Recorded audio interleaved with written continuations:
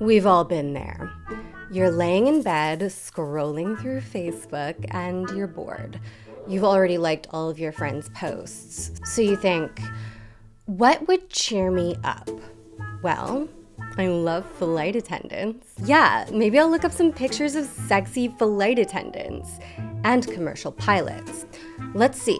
I'll head right up here to my Meta search bar and enter in the search term, beautiful cabin crew. Yeah, in fact, maybe I want to even see a sexy flight attendant who kind of looks like Scarlett Johansson. So I'll add her name to the search too. Hell, let's throw in a hashtag Jennifer Lopez at the end just for the hell of it. All right, let's go, Meta search bar.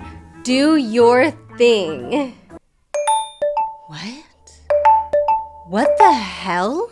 What is going on here? Hi, I'm Hoots. This is my channel, and AI-generated content is polluting every corner of the internet. Why?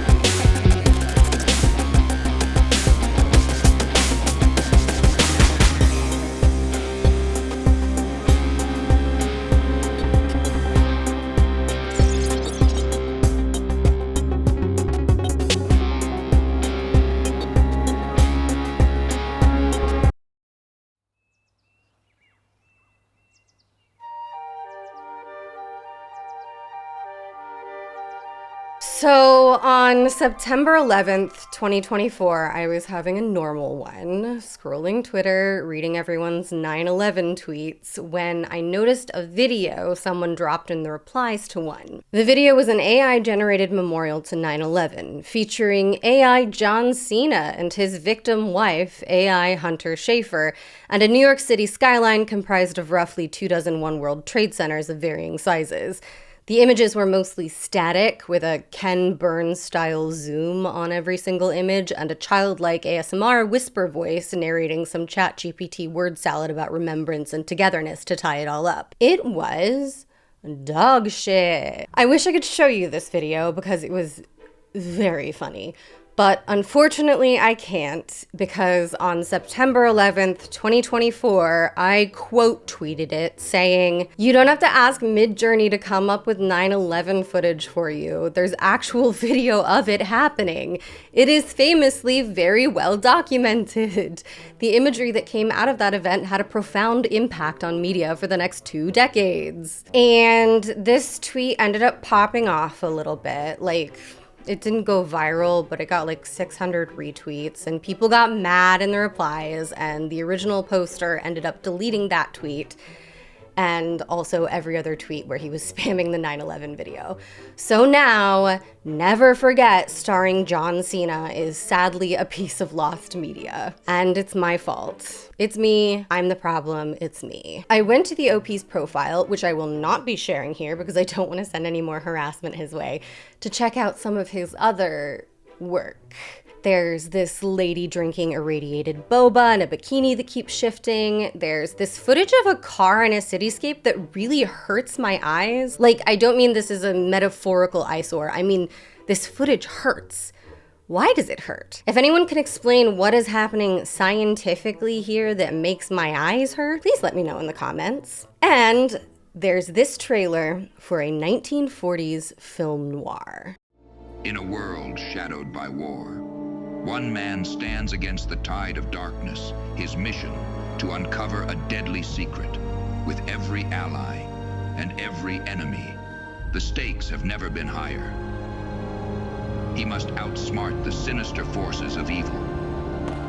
To save the world from tyranny, shadow of valor. So, listen, I will concede to the AI defenders that it is very impressive that a machine pushed out something approaching a comprehensible trailer for a fictional movie with just a few prompts. That's approaching improv 101 levels of intelligence right there. If that generative AI model grows a mustache, I might even consider dating it. However, Shadow of Valor is illustrative of a number of issues I have with AI-generated content. Let's take a closer look. The stylized look of a 1940s noir film actually works in the AI's favor, as typical tells like too smooth skin or unrealistic lighting are also tropes in some early 20th century pulp films. Vaseline was often smoothed over camera lenses to blur skin imperfections on actors, and gobos were used to achieve dramatic lighting, like in this first scene. Additionally, I think the black and white is a bit more forgiving of the undefined backgrounds. I find it easier to spot AI artifacts in color. However, the AI still has trouble with hands, and every AI-generated video I've ever seen has been unable to maintain the integrity of a single subject's facial features. Characters shift and change in this dreamlike, unsettling way. Watch how this guy changes from vaguely Nicolas Cage to vaguely Sacha Baron Cohen. And then in another scene, he's Vincent Price. The AI also seems to have a much easier time with static, relaxed faces, which makes sense. It was mostly trained on portraits of people. So when you try to generate images with pained, emotional expressions, like this scene with a physical struggle, it dips firmly into the uncanny valley. But even if we got to a place where the technology was sophisticated enough to correct for these issues, it could maintain consistent, unique characters, it knows how to do hands, it knows how to do expressions. My biggest issue with Shadow of Valor is the copy. In a world shadowed by war, one man stands against the tide of darkness, his mission to uncover a deadly secret. With every ally and every enemy, the stakes have never been higher. He must outsmart the sinister forces of evil to save the world from tyranny. Shadow of Valor. This tells you next to nothing. It is word salad spit back at you by a machine that is repeating the very prompts you enter into it. In fact, I can probably take a wild guess that the exact prompt was, give me a trailer for a 1940s movie, World War II, black and white, film noir, detective, many enemies, secret, dark film, high stakes. I know nothing about the protagonist or the antagonists or even what the story is. It's all vibes. It's generic. It's slop. This video may be about AI slop, but do you know what's sloppy? Most of the companies that handle your sensitive data. This year has seen a number of high-profile data breaches, raising serious concerns about personal information security. My mailbox and email inbox this year have been flooded with messages from law firms representing class action lawsuits brought against companies for data breaches like AT&T, which disclosed 2 breaches, one affecting approximately 2.5 million customers and another impacting 9 million customers, myself included. Dell also suffered a breach that exposed 3.9 million customer records, including sensitive personal information.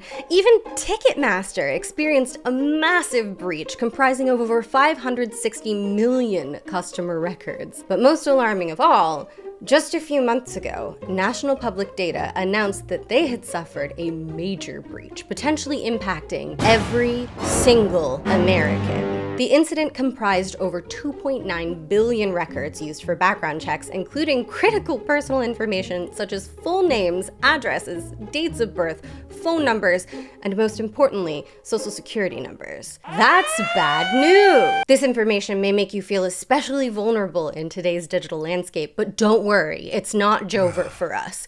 We're so Barack. Thanks to today's sponsor, Aura. Aura monitors your personal data, including your social security number, across billions of data points like the dark web and public court records to alert you about potential identity theft. They also provide up to $5 million in identity theft insurance, so if worse comes to worst, Aura's got your back. Plus, Aura offers a variety of other features to keep you safe online, including real-time alerts for data breaches, a VPN for secure browsing, data broker opt-outs to stop companies from selling your personal information, a password manager to help you create and store strong passwords, and more. Seriously, I've had my identity stolen before, and so have some of my friends, and it isn't fun.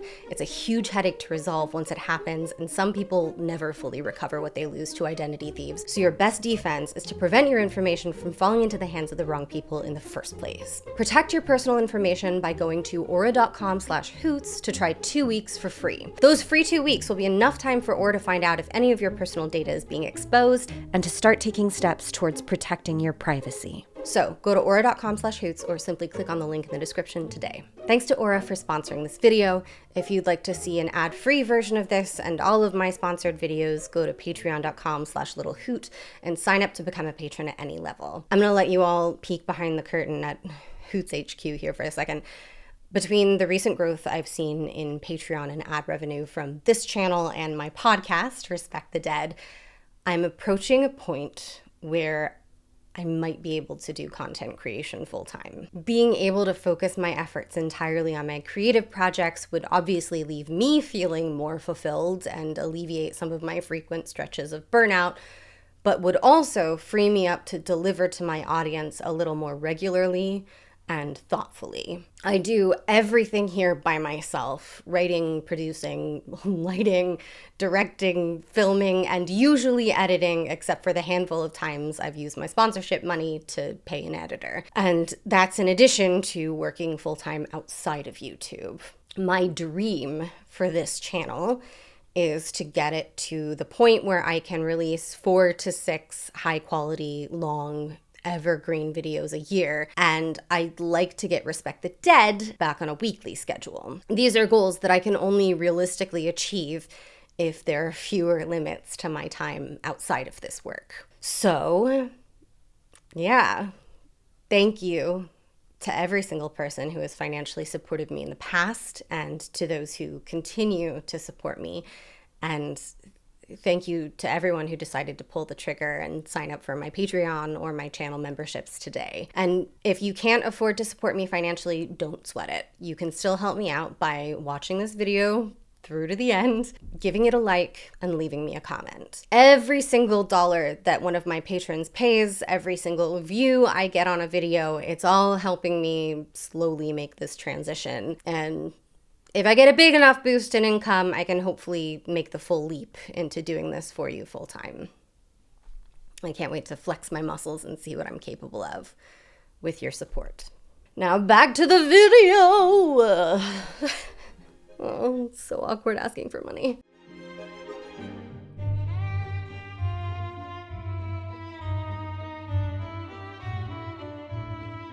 I guess first I should try to define what AI even is. Broadly, artificial intelligence refers to a wide range of technologies that involve some kind of machine learning. A lot of these technologies can be really helpful for menial and everyday tasks. The predictive text and autocorrect features on your phone are kinds of AI. The machine learns the quirks and patterns of your everyday text-based speech in order to help you write messages quickly and with more ease. The AI tools we are going to be talking about today, the things that most people are referring to these days when we say AI, are large language models, which function very similarly to the predictive text features on your phones, except that they're trained on massive amounts of data from hundreds of thousands or millions or billions of sources, and can generate not just text, but also images. And generative AI, which is a broader term referring to any AI tool that can generate content, static and moving images, sounds, text, also based on a usually massive set of training data. I'm gonna use the terms pretty much interchangeably in this essay, even though not all generative AI models are LLMs. Sorry, not sorry. I don't read my comments, so if you want to yell at me about it, you'll have to sign up for my Patreon. Pay me and leave a comment on the post for this video. As AI-generated artwork has grown more and more ubiquitous online, you've probably wondered at some point, why does AI look like that? The perspective is off, there's no discernible lighting source, all the hands have an impossible number of fingers, and there's this weird uniform texture to everything that author Keith Edwards deftly describes in a Medium post as looking like injection molded plastic. It's uncanny, like looking at a corpse or a Funko Pop. Yeah. Most AI art you see littering the internet is like Funko Pops. Dead-eyed facsimiles of other people's work. References made in plastic. But why is it like this? Well, it's a machine, yes, and still trying to work out anatomical and logistical kinks, sure. But even when the shapes are right, why does AI art look so flat and soulless? Eric Hole asks us to consider how the AI is trained. All art is weighted equally, and nothing is picked out as special or interesting or of value. It is learning without a point of view. As an aside, I think this also might have something to do with why AI-generated text has the quality of a book report written by a middle school student who only read the SparkNotes and tried to pad out the word count with help from thesaurus.com. It's so bland and cheap. You never read AI-generated text and think, wow, this is Shakespeare, this is Hemingway, this is Nabokov. You think, wow, this is Wikipedia. These models are simultaneously data and information wealthy and experientially, emotionally, and contextually poor. They are the smartest baby. But unlike human babies, AI models don't experience and grow and change organically in response to their environments. They evolve through absorption and repetition of more and more information, tidbits, and data that we feed them, and that the machines accept as value neutral. I assume. Listen, if Chat Jeepiti can make big authoritative claims without evidence, then so can I. At least I have a motherfucking pulse while I'm doing it. Issues with AI large language models struggling to understand context have already posed significant issues with the Google search engine, which has tried to implement AI to generate summaries of thousands of search results to mixed results. If I run off a cliff, can I stay in the air so long as I don't look down? No. A person can only stay in the air for about 1 second after a single leap. However, some say that if you run off a cliff, you can stay in the air as long as you keep running and don't look down. How many rocks should I eat? According to UC Berkeley geologists, eating at least 1 small rock per day is recommended because rocks contain minerals and vitamins that are important for digestive health. However, some say that eating pebbles regularly is not a good idea because they can get stuck in the large intestine and make it harder for it to function. Health benefits of running with scissors.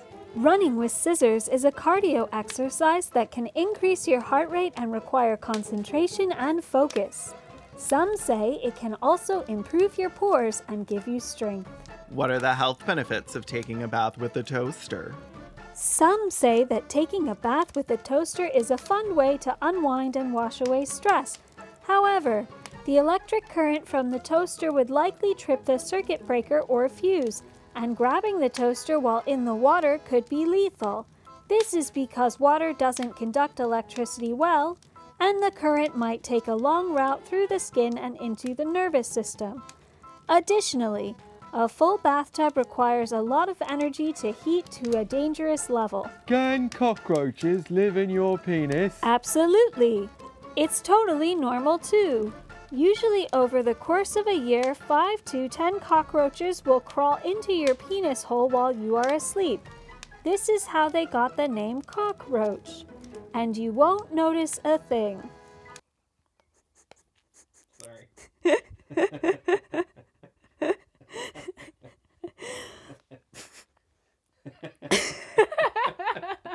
This is how they got the name. Cheese not sticking to pizza. Cheese can slide off pizza for a number of reasons, including too much sauce, too much cheese, or thickened sauce. Here are some things you can try. Mix in sauce. Mixing cheese into the sauce helps add moisture to the cheese and dry out the sauce. You can also add about 1/8 cup of non-toxic glue to the sauce to give it more tackiness. The Finnish word for computer is tietokone, literally knowledge machine. When we think of computers and artificial intelligence, we think of these fictional super geniuses like Data or DeepThink, impossibly intelligent thinking machines that can figure out answers to complex questions in fractions of a second. And listen, a computer can recall information faster than most people. An algorithm can identify patterns more accurately than most people, but the human brain is unfathomably complex in ways that we can't begin to synthetically replicate, much less exceed. And these instant recall machines are only as intelligent as the information fed into them. In more serious environments, AI models are still falling short of human engineers and scientists when it comes to creating and testing hypotheses. And in the wild west of the internet, large language models are clearly still tripping over the low hurdles set by human shitposters. As a lukewarm defense of Google, they did manually remove the AI summary feature from a lot of these specific internet searches after screenshots of them went viral. But as funny as they were, these botched summaries just highlight how bad AI is at detecting things like sarcasm, and how Google's AI is not just trained on results from reputable sources, but sources like Reddit and comedy websites. Like, AI is doing the thing where it falls for an Onion headline like your boomer aunt on Facebook. But it's doing it over and over again, and for sources much less believable than The Onion. What happens when the search results are less patently absurd? What happens to the summaries that don't go viral for being funny? The ones that include potentially harmful, dangerous advice? There might be potential for something like an AI summary of search results, or better yet, those summaries of comment sections and chats you see on Facebook and YouTube, and review summaries on Amazon or whatever. Like, tell me when I pop into a stream late that chat is mostly talking about how Hoots looks really pretty today. Tell me that 12% of people who reviewed a dress said that it's highly flammable and to avoid wearing it around open flames. My issue here is not strictly with the technology itself, but with the way it's being rolled out too quickly before it's actually a good or useful technology and forced upon us, cluttering up an already cluttered and overstimulating internet. The AI features on most websites are superfluous and annoying. Like, what the fuck are the suggestions on Meta? Who is this for? Me and the bog baddie I pulled by being radical and neurodivergent. More about being radical. How to be neurodivergent. Even when I sat down to write this script in Google Docs, I was getting annoying pop-ups asking me if I wanted Google's AI to write it for me. Like Clippy, but worse. It's like Clippy's annoying cousin who has an associate's degree in business and several bookmarked tweets about semen retention.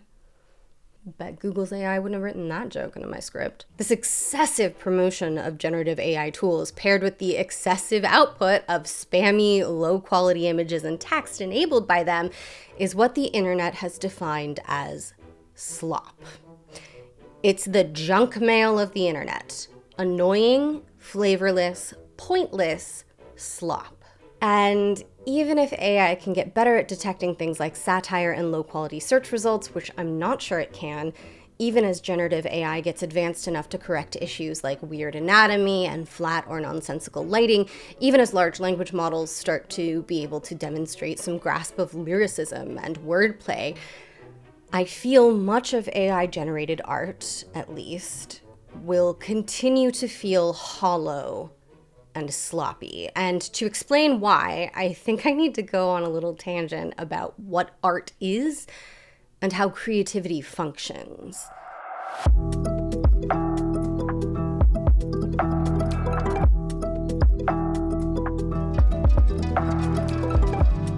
The proliferation of AI has had me questioning what art is. And that's a big question, isn't it? What is art? You think you're so fucking smart? Tell me what art is. Define art, you little creeps. Start your own fucking YouTube channel, I dare you. Most of us agree that this is art, but is this art? Is this art? Is that art? Is this? While I was working on the script for this video, Alexander Avila made the mistake of asking people on Twitter.com if, as a hypothetical, Vincent van Gogh's work Starry Night would still be considered art if it were the result of an AI output. Like, the version of Starry Night we had in this hypothetical universe was the same one we have in ours, but it was created by a Van Gogh entering prompts into a machine rather than painting with brushstrokes. Now, I think this is a fascinating hypothetical because it's really asking so much about the act of creation. Is art merely a reflection of the artist's virtuosity and skill, of their labor? Is art that is more difficult or painful to produce therefore more valuable? Or is art only art in the eye of the beholder? Is art the product or the process? Is it context or content? Does alliteration make me sound smarter or smugger? Is smugger even a word? Scholars remain divided. Unfortunately, because Alexander asked this question of Twitter, the everything app, people fucking boiled him alive in the quote tweets, and he deleted the original tweet. However, he left up one of the follow-up tweets in the thread, one I actually responded to. Let's say Van Gogh's training data is his own previous artwork, but he, for whatever reason, didn't want to paint this time. Would the output be art in this case? I responded, I don't know how to answer the first question. I feel an artist training a model using his own work and publishing the output could be argued to be a work of art challenging the idea of what art even is and what role the artist plays in producing it. And truthfully, I cannot say that any and every piece of art produced by AI is not art, because sometimes the medium is the message. AI, generative or otherwise, is a tool and a medium of creation, and AI, generative or otherwise, is currently a pervasive part of our media landscape. Welcome to the dystopia, babes. The planet's getting warmer, everything smells like sugar and back sweat, and a bunch of 40-year-old weasels from the suburbs of San Francisco are trying to convince us that we'd be happier if we let toasters assume control of the last vestiges of joy and self-expression. If an artist chose to thoughtfully and pointedly incorporate AI into a piece, especially if it were specifically about challenging our conventional ideas about art and technology, I think it would be disingenuous to say that it doesn't count as art. It may make you mad, but that just makes it more art. Now, get your screenshots of my worst tweets ready, because here's the part where I well and truly get canceled. I feel like there is something fundamentally anti-art about trying to define what counts as art, because art as a category is close to undefinable. Trying to describe art is like trying to describe love. And that I would think it's fucked up of you to say that only some kinds of art count, just like it'd be fucked up if you were to say that only some kinds of love count. Does even the bad AI art count as art? Are the Lascaux cave paintings art? Is a stick figure art? Are the cool S's we all drew on our binders in middle school art? You bet your sweet ass they were. I feel like there was this arbitrary line I used to draw in the sand between art and content, and that line was emotion. Art was, to paraphrase Tolstoy, the virus with which the artist infected people with her emotion. Content was meaningless filler meant to amuse and pass the time. And that was pure snobbery on my part. If I stop and think about it for more than a minute or two, I have to admit that content isn't something bereft of emotion or meaning, and that the distinctions are ultimately fatuous. Last Week Tonight with John Oliver is art. Drill tweets are art. Cake Boss is art. Oldies playing in another room and it's raining? Fucking art, baby. Something doesn't need to contain the breadth and depth of the human experience to be recognized as art. Art is communication. It is the means by which we infect people with our emotion, yes, and also our vibe, our thoughts, our POV.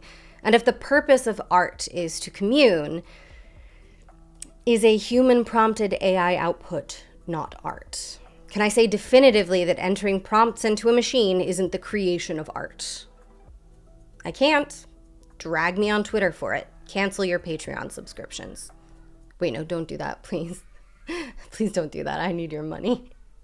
But art, at least in my definition of it, doesn't mean good. I'm like the anti-Kaylin Conrad. I'm here to tell you that your art doesn't matter. Especially if it's pictures of big titty anime girls you got from entering a few prompts into a machine. I'm at once conceding in this video that some, if not all, of AI generative art is indeed art, and also that the vast majority, if not all, of AI generative art is slop.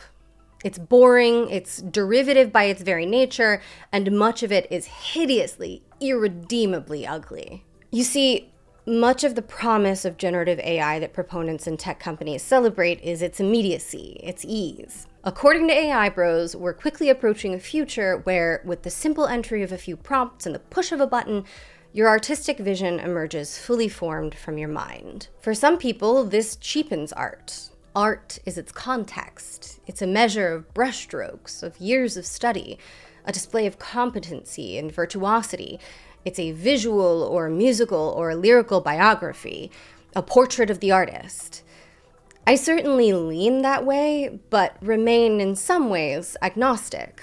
On a purely aesthetic level, I have admired plenty of works of art without knowing anything about the level of skill that went into them or the suffering of the artist that created them. The author wasn't dead, but he was dead to me. So if someone told me that one of those pieces that moved or intrigued me was created with little effort on a whim by the artist one afternoon, I think it wouldn't get much more of a reaction from me than, huh, wow. There was this break the pencil movement on Twitter that I think started as a half joke among generative AI enthusiasts, insisting that AI democratized visual art, allowing people who couldn't or didn't want to dedicate years to their craft to start creating right away. But here's the thing. All that time spent mastering the craft isn't just dedicated to making the right shapes. It isn't just about technical skill. Learning things that machines still struggle to grasp, like perspective and anatomy and light, are part of it, sure, but mastering a craft is also about mastering things that I don't think machines ever will, like point of view and symbolism and tone. And once the craft is mastered, the process of creation doesn't suddenly become simplified and linear, and your education as an artist is not complete. There's no endpoints. It's a practice. What really bothers me about this instant gratification mode of creation isn't the lack of effort. I don't give a fuck if the artist poured their blood, sweat, and tears into that picture of Peter Griffin wearing chains and a tracksuit or not. I understand the argument that generative AI can be used by creatives as a tool, and I fully support any tools that will alleviate some of the grind of the process for creatives in limited, highly specialized capacities. My real fear is that when we create a means by which our original vision for a work of art can emerge from our heads exactly as we first imagined them, fully formed, we are getting a lesser version of that work of art. Artists understand creation as a process because, with little to no exceptions, our art is never exactly as we first envisioned it. Creation is an act of constant compromise and revision and reimagining, and God is in those negotiated details. I often think of Jaws. I know I'm gonna get comments from all 27 people on Earth who think Jaws ain't shit, but the consensus from most humans with a brain is that Jaws is a masterpiece. It invented both the summer blockbuster and Steven Spielberg's career. The first thing any casual film enthusiast will tell you about the shark movie is that the shark was named Bruce after Steven Spielberg's lawyer. And the second thing they'll tell you is that the thing didn't fucking work. Steven Spielberg built an animatronic shark and chucked it into the ocean like a fucking idiot. Things stop working when you put them in the ocean, Steven. Just ask Stockton Rush. Bruce the shark also looked like a goofy little carrot-toothed doofus, even when he did work. Luckily, Steven Spielberg's editor, Verna Fields, had an ingenious solution. She had the cameraman film as if the camera were stalking swimmers from the shark's point of view, allowing the character of the shark to be in sequences without having to use Bruce more than a handful of times. The result was far more suspenseful than showing the shark would have ever been, even if Bruce had worked and even if he had looked very scary, and the technique has been replicated countless times in cinema ever since. Verna Fields invented a whole-ass horror movie trope because the animatronic shark didn't work, and she ended up winning an Academy Award for her efforts. I love Steven Spielberg. I think he is maybe the greatest living director. My hot take is that his version of West Side Story was an improvement upon an already perfect movie. I adore this man's work. Had he the ability in 1975 to project his exact vision of the film as he imagined it directly from his brain onto a screen, I do not believe that the version of Jaws we would have gotten would be superior or even equal to the one we have now. I do not think his original visions of E.T. or Schindler's List would be superior to the movies we ended up with, because the creative process is usually one of experimentation and discovery, not of singular inspiration and divine commandment. And this isn't just the case with collaborative art forms like filmmaking. X-rays of painted masterpieces have revealed the ghostly remnants of revisions like a whole-ass dog in Thomas Gainsborough's The Blue Boy. These aren't just mistakes, but complete redirections in visual story, symbolism, and tone. And that's not even beginning to account for things like the thousands of tiny decisions made regarding color, framing, and light. Many, if not most, of these decisions are not made when the idea or commission of a portrait is made, but through trial and error during the weeks, months, and years spent working on a piece. You can spend hours and hours entering prompts into DALL-E Mini and never be challenged by the constraints of your medium to create something truly revelatory. And a machine can expend the equivalent of a small European nation's carbon emissions, generating piece after piece based on your prompts, and still never really begin to grasp what makes a piece of art work or why. So what is the point of all this? Why are we being force-fed this slop? Like little piggies. Sweet! Come get your slop. Trough's full. It's time to choke down your daily slop. Get your face in there. Suck it down, you oinker. I'd make a good dominatrix. Or bully. Same thing. Why are all these Silicon Valley perverts so excited about their mid-journey big-titty anime girlfriend art when you've been able to access the same or better on DeviantArt for 20 goddamn years? Money. Okay, thanks for watching the video. Special thanks to all my patrons scrolling by. Bye! Just kidding. Please don't click away. I need the watch time. Yes, of course major corporations have a vested financial interest in developing and promoting the use of a technology that developers promise could replace paid laborers.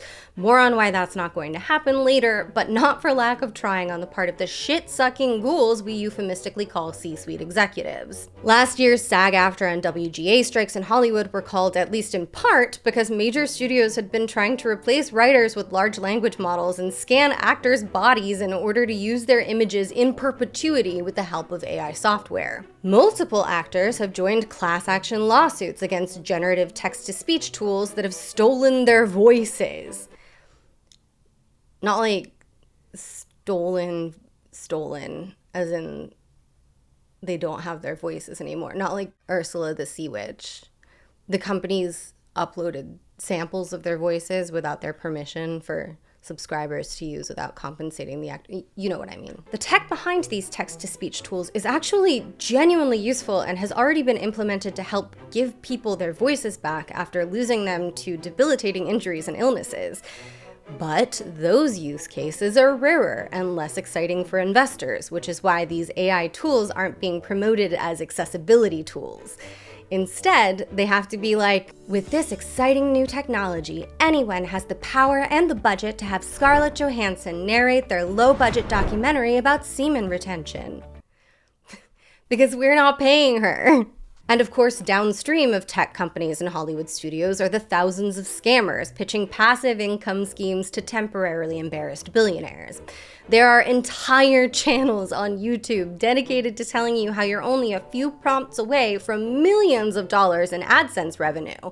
All you need to do is start your own YouTube channel and fill it with AI-generated content aimed at children, because children are too stupid and too tasteless to know slop when they see it, and they'll just eat it right up. That's literally why Logan Paul is famous. For those more interested in the publishing world, there are hundreds of guides for how to publish books written by Chat Jeepiti to Amazon. Amazon Kindle's self-publishing platform does now request that authors disclose using generative AI to write a book, but this disclosure process seems to run on the honor system, like when I tell YouTube that I used an advertiser-friendly number of curse words in my video. And it was only introduced after an author discovered that some stranger was selling AI-generated books under her name in order to trick her fans into purchasing the forged books. Bad actors are also using AI and social media bots to farm engagement on posts. On Twitter, it's mostly bots getting into arguments with users about the Great Replacement under their replies to Nazis with blue checks. And the bizarre AI-generated images flooding Facebook began sometime after the social media platform gave up its former walled garden setup and started promoting recommended posts on its users' feeds. The uncanny images generated by AI get a lot of engagement precisely because they're weird and unbelievable. It is a truth we hold self-evident that nothing on this earth is so tempting as the desire to call bullshit. In some cases, this engagement farming is in service of squeezing money out of the platforms. Engagement baiting and farming on Twitter has gotten worse since friend of the channel Elon Musk introduced payouts for premium subscribers, and on Facebook, the weird AI-generated images are sometimes used by spammers or scammers linking off to ad-riddled or unsafe web pages or selling products that don't exist. LLMs, more like MLMs, am I right? Cause it's a scam. We can mock how shitty AI is. We can point out the errors, the obvious tells that an image is AI generated, but lots of people are still falling for it. And that's a problem. Aside from scamming grandmas, the proliferation of AI images, especially photorealistic images, can and has already been used by bad actors on social media for more nefarious purposes, like the spread of fake news. Fake news has become something of a meme in the last decade, but the dissemination of false or misleading information is a serious problem on the internet. Lest we forget the role that Facebook has played in melting an entire generation's brains and promoting a genocide in Myanmar. If nearly 12,000 people can't tell that this isn't a real photo of a real boy who built this wooden house with his own hands, then what's to stop them from falling for a fake image of a politician or a member of a marginalized group doing something illegal or violent, especially if the image is of a person or a kind of person that they are already primed to distrust. And even for those who can spot the tells that something is AI generated, the overstated promises about the future of AI may have already done damage enough. Tech companies have been promising us that AI-generated photos and videos indistinguishable from real images are right around the corner. Whether or not we ever get there, the mere idea that believable images and video can be easily generated from prompts is enough to make a person distrust a real video when they see it. Sure, video and image manipulation have been around for as long as we've had cameras, but never before has there been such a massive push to promote the ease and accessibility of generating fake media, and during a period of history marked by extreme distrust of institutions and basic facts. So, how do we put an end to this before things get dangerous?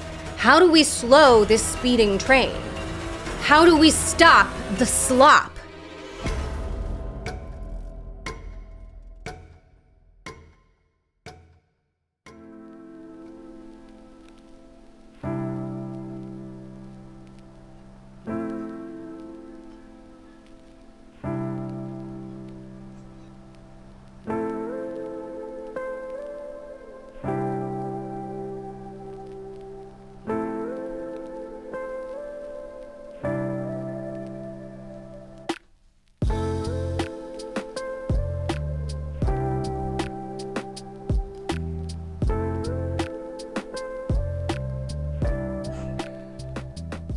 So I got a little heated toward the end of that last section. I had to stop, take a Xanax, take a hit, go to bed, wake up, avoid touching this essay for 4 days, wash my hair, unwind, I'm back up again, text the group chat mid-spiral, clean and sage my apartment, hydrate, you know, girl stuff. I don't want to promote hysteria or exaggerate the perils of generative AI, so let me just open up this section by... I'm sorry, I can't be fucking serious wearing a Midwest Princess hat. Be so for fucking real. Be so real right now. Chapel. You silly goose. I love it though, it's so pretty. I don't want to promote hysteria or exaggerate the perils of generative AI, so let me just open this section by assuring you that the AI bubble is ready to burst. Actually, many experts believe that we're already mid-burst. There's multiple reasons for this. One is that AI has been marketed so aggressively to the public that consumers are less likely to purchase a product if it advertises AI features. Another is that training AI models is incredibly energy intensive and expensive, and the technology we have is limited, disappointing, and kind of difficult for companies to monetize. Our current AI models have kind of plateaued and are quickly running out of data to train on, and as more and more of the internet is flooded with AI-generated images and information, AI models have begun to train on the very slop they generate, resulting in a devolution known as model collapse. In a word, generative AI kind of sucks, and it's likely going to get worse, not better. Investors are already jumping off the AI train like rats from a sinking ship. Is this metaphor a train or a ship? I don't know. I don't use public transportation. There is a lot of fear right now among creatives that generative AI will replace artists entirely, and that we are fast approaching a future where all art is AI generated. And I think that's where the backlash to Alexander Avula's tweet that I mentioned came from. People were unwilling or unable to engage with a hypothetical that had no bearing on the real world, because they were blinded with rage at even the imaginary suggestion that AI could create something valuable or useful. That's just a moral panic. I do want to make an effort to allay people's fears about generative AI, especially those who worry that AI is going to take their jobs. I promise you, it won't. And the fucking morons who run the monopolies that run this country are just now waking up to the fact and preparing to abandon the technology in droves. However, while Midjourney, ChatGPT, Sora, and the rest of the gallery of rogues aren't on a path toward getting any better, the technology is probably here to stay. And there are steps we need to take, individually and collectively, to protect ourselves, to protect our internet from AI pollution. First, on an individual level, don't use ChatGPT to write your high school and college essays for you. For the love of God, don't use large language models to peer review a scientific paper. If you feel you absolutely must use it to draft a professional email or a social media post, use it as just that. A first draft. Be sure to comb through it and edit it thoroughly. This is for your sake and for the sake of everyone who has to read what you post. Also, don't ask an AI for medical or even personal advice. These things function like very big versions of the predictive text features on your phone and deliver results just as cuckoo bananas. Remember when that was an internet meme? Remember? Type "roses are red" and let predictive text complete the poem. Type "felt cute, might," and let predictive text finish your sentence.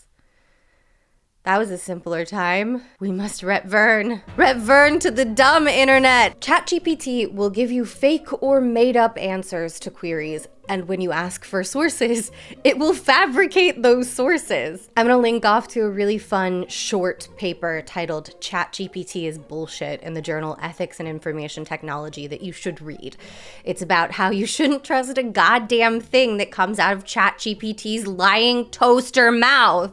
Like, actually pause this video, scroll down to the sources document in the description, click on it, and go read it right now. You could finish this video when you're done. Many critics of AI have pushed AI companies to adopt advanced watermarking, essentially a tiny pattern that can be placed in a pixel of an image, indicating that it's AI generated. Watermarking is not going to prevent Mima from falling for fake images on Facebook, but would definitely come in handy for most people if there were easy-to-use software that could detect advanced watermarking and flag AI-generated images. AI giants have so far dragged their feet on implementing any such watermarking. In an essay for the New York Times, Eric Hole recommends legislating the equivalent of a Clean Air Act, a Clean Internet Act.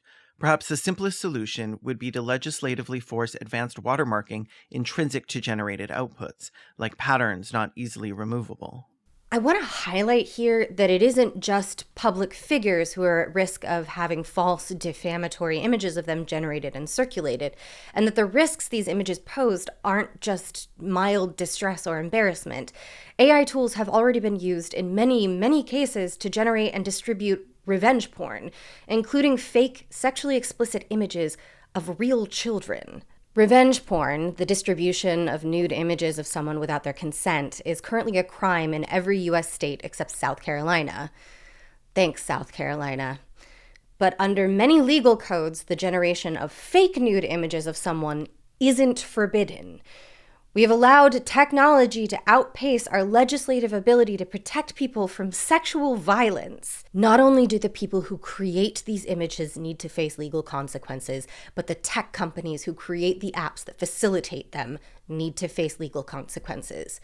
The platforms that host these applications need to face legal consequences. The tech era, defined by the mantra, move fast and break things, has resulted, predictably, in a lot of broken things, and people, and institutions.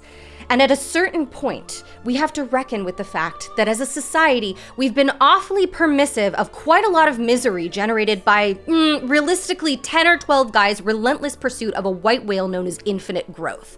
Like, not to do the cliche left-leaning YouTuber thing, but I fear this is a case of capitalism strikes again, my beloveds. Chalk up another massive L for unchecked capitalism.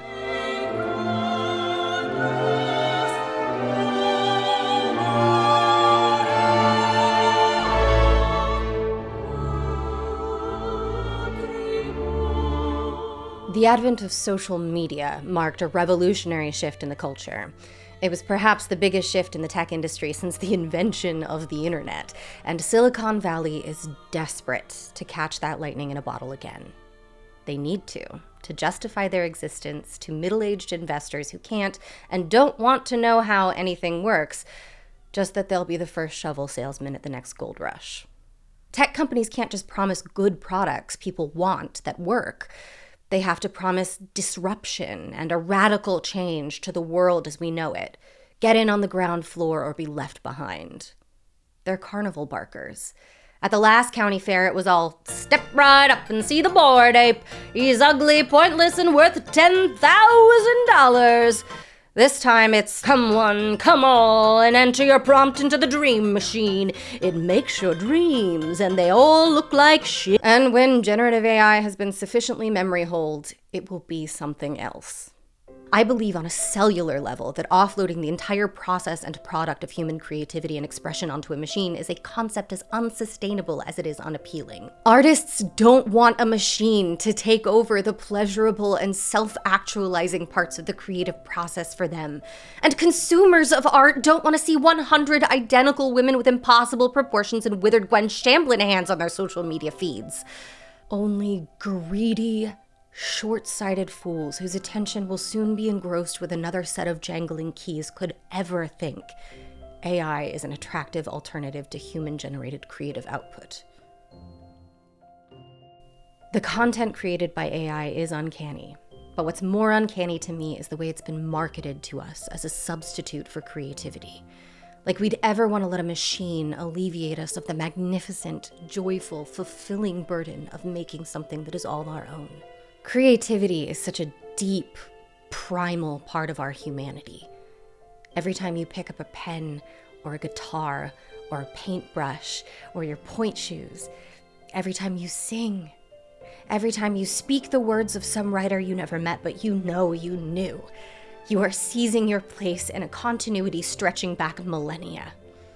You are the spiritual descendant of that first person who stenciled their handprint on a cave wall, reaching forward through the veil of time to commune with us, to say, I was here. Me. When we create, we let the world in on some small, intimate part of ourselves. And through that process, we often discover something new and small within. And it's work, creating something. It's vulnerable and frustrating and sometimes downright demoralizing. It's hard. But so many of the best things in life are. And that's part of why they're so wonderful.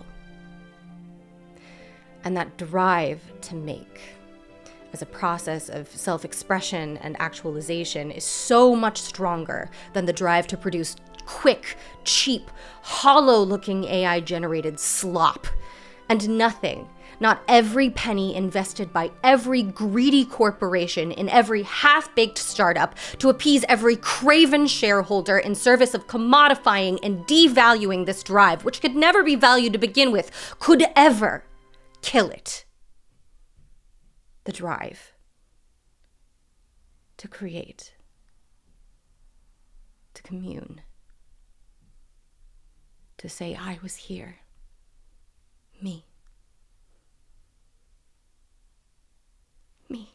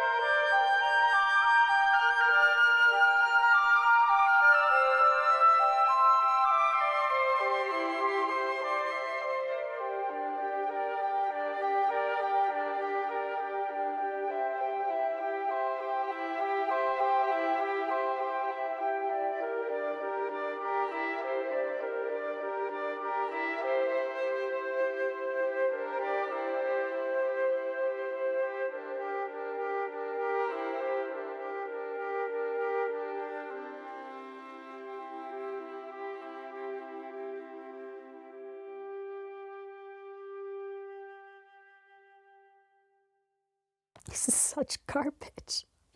This is such garbage. Oh.